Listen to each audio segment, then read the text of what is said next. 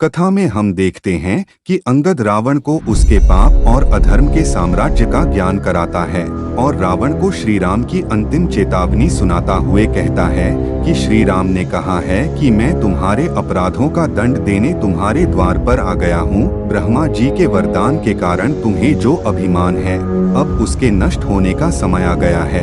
रावण, यदि तुम सीता को लेकर मेरी शरण में नहीं आए तो मैं इस पृथ्वी को राक्षस विहीन कर दूंगा। अब रावण रूपी इस जहाज के डूबने का समय आ चुका है। अभी भी समय है, जिसे श्री राम की शरण में आना हो वह आ जाए। यह सुन रावण क्रोध से तिलमिला उठता है और कहता है, तुच्छ वानर, अब तू अपने जीने का अधिकार खो चुका है। यह कहते हुए वह अपने सैनिकों को आदेश देते हुए कहता है, इसी सभा में इसका सिर काटकर इसे रावण की शक्ति का आभास करा दो।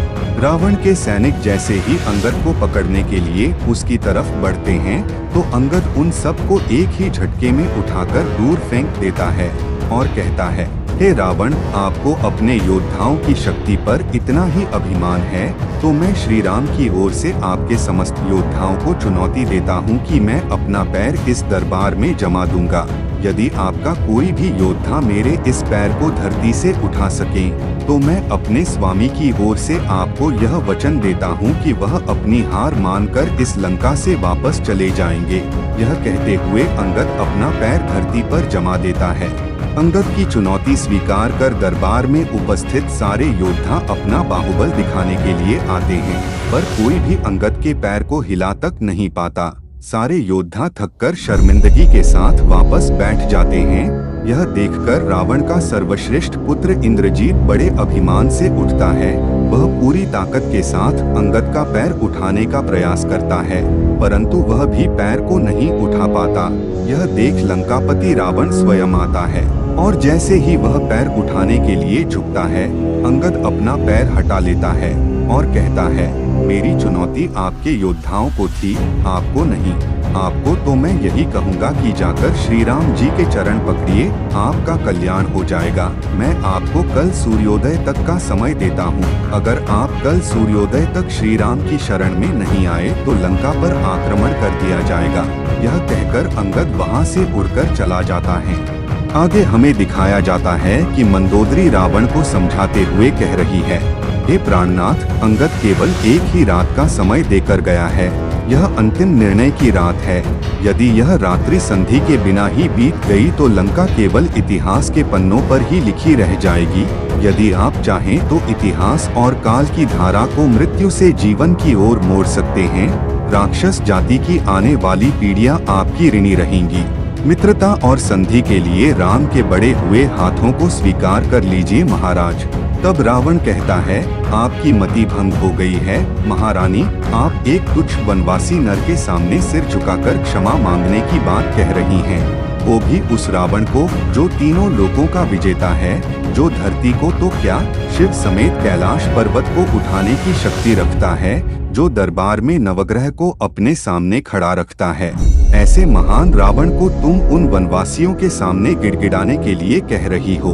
तब मंदोदरी कहती हैं, आप यह क्यों नहीं समझते कि जिन्हें आप बार बार वनवासी तथा भिखारी कह रहे हैं वह स्वयं जगन्नाथ है। वह कोई साधारण मानव नहीं है, सर्वशक्तिमान भगवान विष्णु है। स्वामी काल किसी को लाठी लेकर नहीं मारता। वह प्राणी के धर्म बल, बुद्धि बल और विचार बल को हर लेता है और फिर ऐसे प्राणी को आपकी तरह ही भ्रम हो जाता है।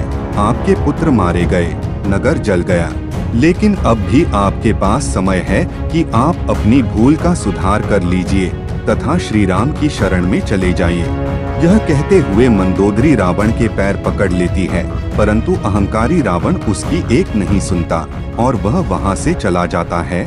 जब यह खबर गुप्तचर राम को बताते हैं कि रावण ने शांति के सारे प्रस्ताव ठुकरा दिए तो सुग्रीव युद्ध की घोषणा कर देते हैं। इसके बाद हम देखते हैं कि देवलोक में इंद्रदेव सभी देवताओं से कह रहे हैं कि अब वह शुभ घड़ी आ गई है जिसके लिए श्री नारायण ने पृथ्वी पर अवतार लिया है। आप सबका दुख मिटाने के लिए भगवान युद्ध करने जा रहे हैं, इसलिए आप सब अपनी अपनी शक्ति के अनुसार उनकी सहायता करें। दूसरी तरफ महर्षि अगस्त्य भी अपने शिष्यों से कह रहे हैं कि अब वह समय आ गया है जब हर युग में धर्म और पाप की शक्तियाँ इतनी बढ़ जाती हैं कि इस संसार में न्याय, धर्म व नीति का लोप होने लग जाता है, तब धर्म की पुनः स्थापना के लिए भगवत शक्तियों को अवतरित होकर पाप की शक्तियों से युद्ध करना पड़ता है। आज वही ऐतिहासिक क्षण है। इस समय संसार की समस्त आध्यात्मिक शक्तियों को अपना अपना योगदान देने के लिए धर्म की सेना का साथ देना चाहिए। आज से हम मानसिक दृष्टि से युद्ध भूमि का निरीक्षण करते रहेंगे। इस प्रकार तीनों लोकों की दिव्य शक्तियाँ इस धर्म युद्ध में प्रभु श्री राम का साथ देने के लिए एकत्रित हो जाती हैं। युद्ध आरंभ होता है। सुग्रीव आक्रमण का आदेश देते हैं। हनुमान हर हर महादेव का नारा लगाते हुए लंका पर धावा बोल देते हैं। एक साथ चारों तरफ से हुए हमलों से रावण विचलित हो जाता है और लंका के दरवाजे खोलकर प्रत्युत्तर का आदेश देता है। राक्षसों और वानरों में भयंकर युद्ध आरंभ हो जाता है। रावण का पुत्र प्रहस्त अपने बाणों से चारों तरफ तबाही मचाता हुआ आगे बढ़ता जाता है। लक्ष्मण उसका सामना करने के लिए आगे जाता है।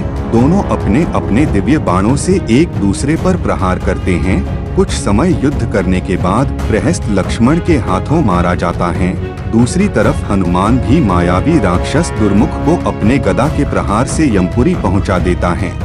युद्ध के पहले ही दिन रावण के प्रमुख योद्धा प्रहस्त, दुर्मुख और मकराक्ष युद्ध में मारे जाते हैं। यह खबर सुन रावण विचलित हो जाता है तथा स्वयं युद्ध में जाने का निर्णय लेता है। रावण अपनी सेना सहित युद्ध भूमि में आता है, जहां उसका सामना सुग्रीव से होता है। उसे देख रावण कहता है, सुग्रीव, उस दिन तो तुम अपने प्राण बचाकर भाग गए थे, आज हमारे सामने आते हुए तुम्हें शर्म नहीं आती? जाओ, रावण से युद्ध करना तुम्हारा काम नहीं, उस वनवासी राम को भेजो। उस पर सुग्रीव कहता है, यह तुम्हें किसने कह दिया कि कोई भी राह चलता दुराचारी चोर जब चाहे प्रभु श्री राम के दर्शन कर सकता है? यह कहते हुए वह उस पर हमला कर देता है।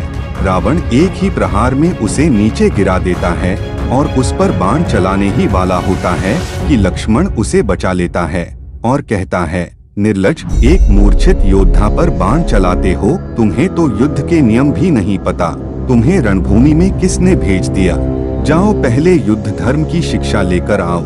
उस पर रावण कहता है, जो रणभूमि में आ जाए वह हर प्रकार से युद्ध करने योग्य हो जाता है। राक्षस वीरों का यही धर्म है। युद्ध का एक ही लक्ष्य होता है, विजय, चाहे वह किसी भी प्रकार से हो। तब लक्ष्मण कहता है, तुम ठीक ही कहते हो। नियम, नीति, धर्म, इन सब बातों से तुम जैसे दुराचारी का क्या रिश्ता?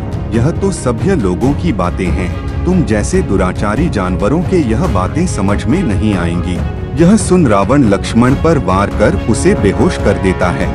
लक्ष्मण की सहायता के लिए राम वहां आते हैं और रावण से कहते हैं, जिसके हृदय में अधर्म और कपट होता है, उसकी अवस्था तुम्हारे जैसी होती है।